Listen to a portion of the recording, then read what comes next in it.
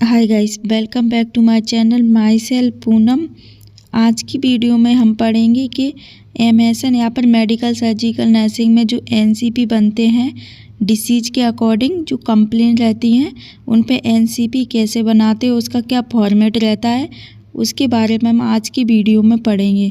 तो सबसे पहले हम जानेंगे कि कोई भी एनसीपी बना रहे हैं, फॉर एग्जांपल पेन हुआ, इंसोमिया हुआ एंड अदर कोई भी डायग्नोस हुआ, तो उस पर तो कैसे बनाते हैं, उसका फॉर्मेट क्या होता है, तो हम उसके बारे में पढ़ेंगे। सबसे पहले इसका जो फॉर्मेट बनता है उसमें 6 चीज़ें आती हैं। तो पहला असेसमेंट, पेशेंट को क्या हम असेस करेंगे, ऑब्जर्वेशन और सब्जेक्टिव।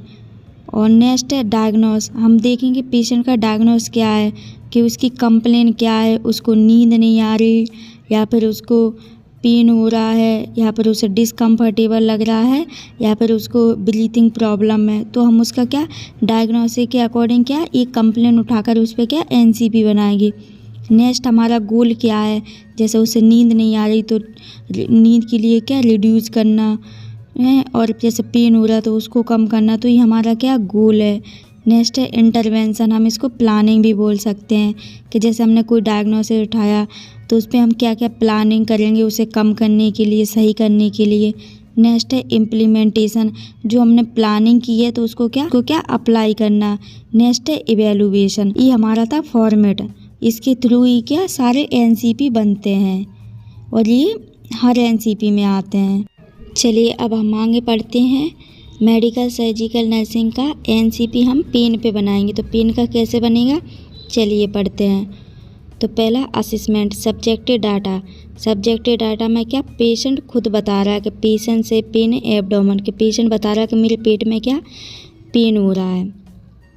और ऑब्जेक्टिव डाटा क्या होता है, ऑब्जर्वेशन डाटा फॉर पेशेंट, हम पेशेंट को देखकर उसका फेस रिएक्शन देख के हम पता करते हैं कि पेशेंट को कितना पेन हो रहा है, सीवियर है, माइल्ड है, मॉडरेट है, तो ये हम क्या पेशेंट को देखकर ऑब्जर्व करते हैं। नेक्स्ट डायग्नोस, पेशेंट का डायग्नोस क्या है, उसको बीमारी क्या है।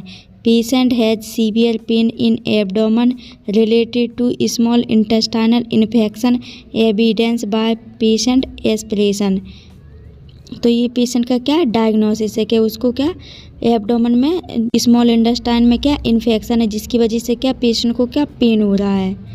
नेक्स्ट है अब हमारा गोल क्या है, अब हमारा to reduce the patient pain, हमारा गोल है कि पेशेंट को जो पेन हो रहा है, दर्द हो रहा है, उसको क्या कम करना और उसको ठीक करना।